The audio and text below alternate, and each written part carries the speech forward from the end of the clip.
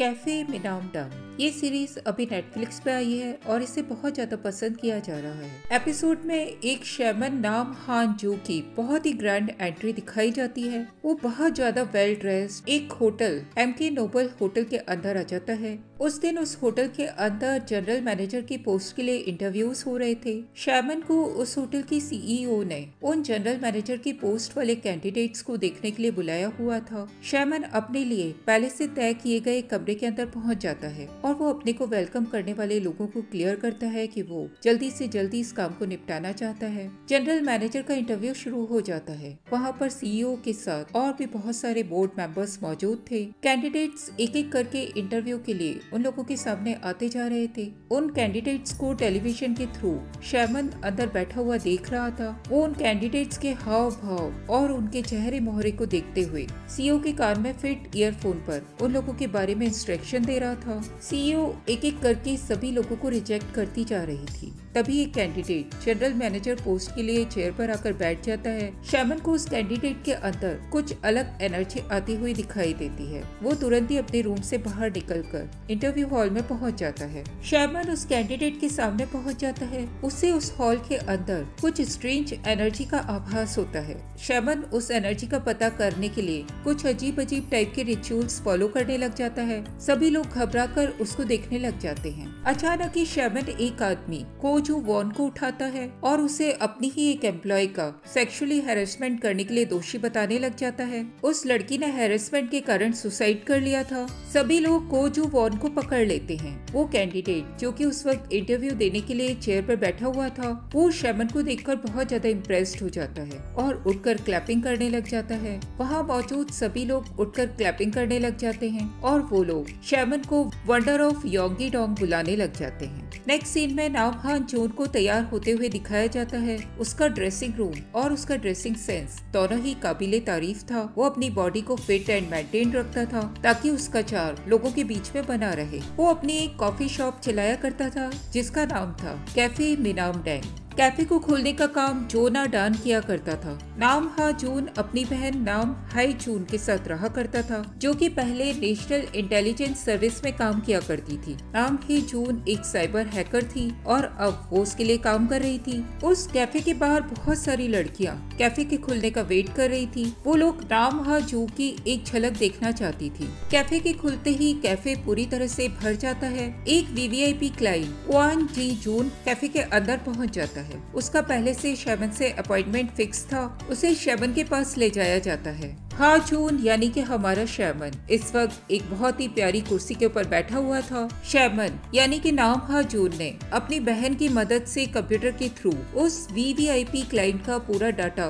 अपने माइंड के अंदर स्टोर कर लिया था। उसने लोगों के ऊपर प्राइवेट इन्वेस्टिगेशन करने के लिए सू चियोल को भी रखा हुआ था। वो अपने क्लाइंट से मीटिंग करने से पहले उनके पूरे डाटा को रिस्टोर किया करता था। वो क्वांची जून को अपने सामने रखे हुए पिलो पर घुटने टेक कर बैठने के लिए कहता है। उसने अपनी बहन के थ्रू पहले से पता लगा लिया था कि वो अपनी वाइफ के साथ चीट कर रहा था और उसकी वाइफ उसका पूरा पैसा लेकर भाग चुकी थी। अब हम लोगों को ये दिखाया जाता है कि इस बारे में हा जू को कैसे पता चला था। हा जू जी जून के बारे में सब कुछ अपनी बहन हे जू से पता लगवाता है। उसे ये पता चलता है कि जी जू की वाइफ ने उसके ऊपर एल्यूमिनी का केस लगाया हुआ है। हा जून की लोगों को समझने की और उनके आगे के रिएक्शन की कैलकुलेशन बहुत ज्यादा परफेक्ट होती थी। हा जून हे जून की मदद से उसके इंस्टाग्राम अकाउंट और फोन नंबर्स को चेक करता है। तब उन लोगों को एक लाइसेंस प्लेट का नंबर मिल जाता है। हा जून अपने एक साथी सू चियोल को उस लाइसेंस प्लेट का नंबर बता देता है। वो आदमी उस लाइसेंस प्लेट के नंबर वाली गाड़ी को पैदल ही ट्रैक करने लग जाता है। सू चियोल उस गाड़ी को अपार्टमेंट की बिल्डिंग के अंदर के गैराज में जाते हुए देखता है।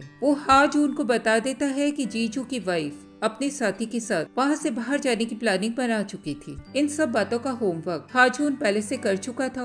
अब वो कुछ रिचुअल्स करके जीजून को अपनी बातें बताता है और उसे कन्विंस करवा लेता है कि उसे उसके और उसकी वाइफ के बारे में सब कुछ पता है और वो उसके पैसे वापस लाने में उसकी मदद कर सकता है। हाजून जीजून को उस अपार्टमेंट बिल्डिंग का एड्रेस बता देता है जहाँ पर इस वक्त उसकी वाइफ अपने फ्रेंड के साथ मौजूद थी और वो उसको नॉर्थ एग्जिट की ओर जाकर वेट करने के लिए कहता है। जी जून ने कुछ पुलिस डिटेक्टिव्स की अपनी वाइफ को खोजने में मदद ली थी। उनके नाम थे जैंग और किम। जी जून शैमन के बताए हुए अपार्टमेंट बिल्डिंग में पहुंच जाता है और वो वहां पहुंचकर नॉर्थ एग्जिट के गेट को वॉच करने लग जाता है। जैंग और किम उसे वहां इस तरह से देखकर उसे वहां से हटकर दूसरी जगह चलने के लिए कहते हैं, लेकिन जी जून क्योंकि शैमन की बातों पर पूरी तरह से भरोसा करता था, वो उसी जगह पर अपनी वाइफ का वेट करना चाहता था। तभी उन लोगों को उसकी वाइफ पैसे के बैग के साथ अपने साथी के साथ नॉर्थ एग्जिट से बाहर आती हुई दिखाई देती है। वो जी जून को देखकर चौंक जाती है और फिर वो उसके पैसे उसे वापस लौटा देती है। जी जून शैमन के ऊपर बहुत ज्यादा भरोसा करता था, वो बहुत ज्यादा खुश हो जाता है। जैंग और किम को भी अब शैमन के ऊपर बिलीव हो जाता है। वो दोनों डियोन पुलिस स्टेशन में काम किया करते थे। वो दोनों आपस में बात कर रहे थे। तभी वहाँ पर नई रिक्रूट हा जी हुई आती है। उन लोगों को लगता है कि वो उनके अंडर में काम करने के लिए वहाँ पर आई थी। उन लोगों के पास तभी हाजून का कॉल आता है। हाजून उन लोगों से एक कोस्ट गार्ड के रूप में बात कर रहा था। वो उन लोगों को इन्फॉर्म करता है कि एमके नोबल होटल का को जू वोन वहाँ से चाइना भागने की पूरी प्लानिंग कर चुका है। डिटेक्टिव जैम और डिटेक्टिव किम दोनों ही उसे पकड़ने के लिए हार्बर कोस्ट पर पहुंच जाते हैं और वो उसे पकड़ने की कोशिश करने लग जाते हैं। डिटेक्टिव जैंग तो पहले ही गिर जाता है और डिटेक्टिव किम की बहुत ज्यादा खराब हालत हो जाती है। तभी अचानक से उन दोनों को ओवरटेक करती हुई जी हुई वहाँ पर पहुँच जाती है और वो को जू वॉन का सामना करते हुए उसे अरेस्ट कर लेती है। हा जून हे जून के साथ सीसीटीवी पे इस पूरी फुटेज को वॉच कर रहा था। वो जी हुई को देखकर खो जाता है। होटल की जिस एम्प्लॉय ने सुसाइड किया था उसकी सिस्टर हा जून को थैंक्स कहती है। हा जून उसे बताता है कि उसकी मरी हुई बहन ने ही अपने कातिल तक पहुंचने में उसकी मदद की थी। वो उसे अपने हैंडसम फीस की भी याद दिलाता है। डिटेक्टिव किम और जैंग दोनों ही पुलिस स्टेशन पहुंच जाते हैं। तब उन लोगों का सामना डिटेक्टिव ना से होता है जो कि उन लोगों के अंडर में उसने ज्वाइन करने वाला था। तब उन लोगों को पता चलता है कि जी हुई उन लोगों की लेफ्टिनेंट हा जी हुई है। डिटेक्टिव जैन को याद आता है कि हा जी हुई होस्ट ऑफ योंगजिन पुलिस स्टेशन कहलाया करती है। किम के पूछने पर जैंग उसे बताता है कि उसने south east Asian drug cartel को एक ही दिन में बिना किसी हथियार के उन लोगों का सामना करके उनको पूरी तरह से गायब कर दिया था। जैंग किम को बताता है कि वो एक भूत के समान आती है और उसकी टीम को हमेशा अलर्ट रहना पड़ता है। जी हुई एक काम हाथ में ले लेती है और वो अपनी टीम को डिवाइड कर देती है। वो डिटेक्टिव किम और डिटेक्टिव ना को कांग ऊ हाई के एक पुराने केस को रीइन्वेस्टिगेट करने का काम सौंप देती है जो कि 1 महीने पहले कहीं गायब हो चुका था। वो डिटेक्टिव जैंग को अपना पार्टनर बना लेती है। डिटेक्टिव जैंग उससे बहुत ज्यादा नाराज हो जाता है और वो अपने चीफ चम के पास चला जाता है। चीफ डिटेक्टिव जैन के सामने एक प्लान रखता है। वो बताता है कि जैन हुई बहुत ज्यादा हाई लेवल पर लोगों के कांटेक्ट में है। चन ये भी बताता है कि उसने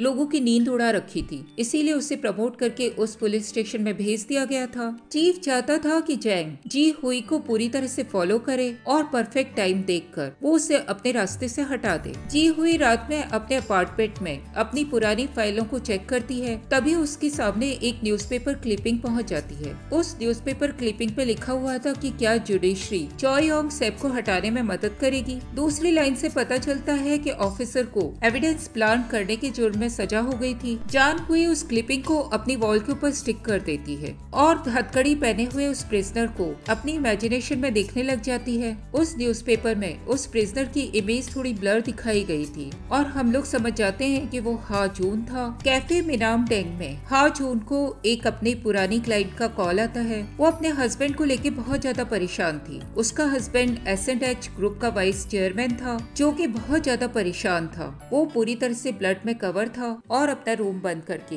अंदर स्टडी डेस्क के ऊपर बैठा हुआ था। उसने अपनी सेक्रेटरी को जल्दी आने के लिए कॉल भी कर दिया था। हा जून आत्माओं से कांटेक्ट करने के लिए फोन को होल्ड पे रख देता है। इसके बाद वो डैश कैम और सीसीटीवी फुटेज को चेक करने लग जाता है। हे जून इन लोगों की बात सुनकर पहले ही इन सबको चेक कर रही थी। उन लोगों को एक डैश कैम का फीड आउट दिखाई देता है जिसके अंदर उन लोगों को पता चलता है कि उस लेडी का हस्बैंड यांग हो की गाड़ी का एक मोटरसाइकिल से एक्सीडेंट हो गया था। यांग हो के साथ उस वक्त गाड़ी में एक डेट मौजूद थी। हा जून, हे जून और सू च्योल तीनों ही यांग हो के पाथ को ट्रेस करते हैं और उसके पहुंचने से पहले वहां पर पहुंच जाते हैं। हा जून वहां पहुंचकर अटकलें लगाने लग जाता है कि ज्ञान हो का नेक्स्ट मूव क्या हो सकता था। उसको उस एरिया को देखकर कुछ समझ नहीं आता। तभी उसे साइकिलिस्ट का एक ग्रुप वहाँ से पास होता हुआ दिखाई देता है। हाजून को याद आता है कि ग्यांग हो अपनी पिक्चर साइकिल के साथ पोस्ट किया करता था। वो अपने दिमाग में उसके साइकिलिंग पाथ को ट्रेस करने लग जाता है। उसके दिमाग में डियोन मेमोरियल पार्क नाम आ जाता है, जहाँ पर ग्यांग हो की मदर की ग्रेव थी और वो एक बहुत ही शांत प्लेस था जहाँ पर कोई सीसीटीवी भी मौजूद नहीं था।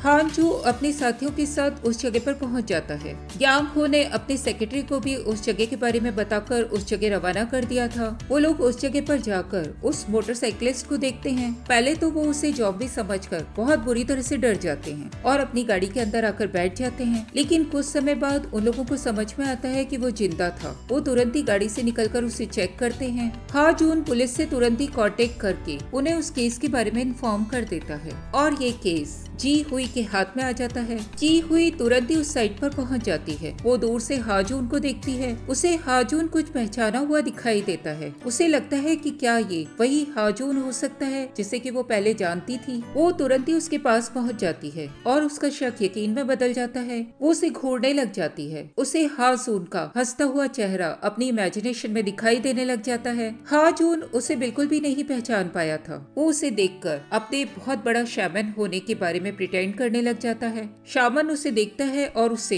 पोर्ट वाले सीसीटीवी फुटेज की याद आ जाती है जिस लड़की को देखकर वो खो गया था। जी हुई हाजून से पूछती है कि उसे किस तरह से पता चला कि एक हिट एंड रन केस है, क्योंकि उस वक्त वो वहाँ पर मौजूद नहीं था। हाजून उसे बताता है कि वो एक बहुत बड़ा शैमन है और उसे स्पिरिट्स आकर इस बारे में इन्फॉर्म कर दिया करती है। नेक्स्ट पुलिस स्टेशन का सीन दिखाते हैं। जी हुई अपने पुराने केस को किनारे करके हिट एंड रन केस को ले लेती है। डिटेक्टिव जैन जी लुई को इस केस को थोड़ा संभल कर डील करने के लिए वार्न करता है। उसी रात को नाडान कैफे से बाहर कचरा फेंकने के लिए आता है। उसे लगता है कि वहाँ से एक कचरे का बैग मिसिंग था। वो तुरंत ही अंदर आकर हाजून और हेजून को इस बारे में बता देता है। उन्हें लगता है कि कोई लूनी यानी कि कोई चोर उनकी चीजों को चुरा रहा था। इधर जी हुई कैफे के बाहर मौजूद बैग्स को लेकर उनके अंदर मौजूद सामान को चेक कर रही थी। उसे हाजून की सच्चाई के बारे में पता लगाना था। नाडान अपने साथियों के साथ कैफे के बाहर पहुंच जाता है और वो लोग जी हुई को देख लेते हैं। जी हुई ने एक ओवरकोट पहना हुआ था और उसका सिर भी उस ओवरकोट से ढका हुआ था। जी हुई उन लोगों को देखती है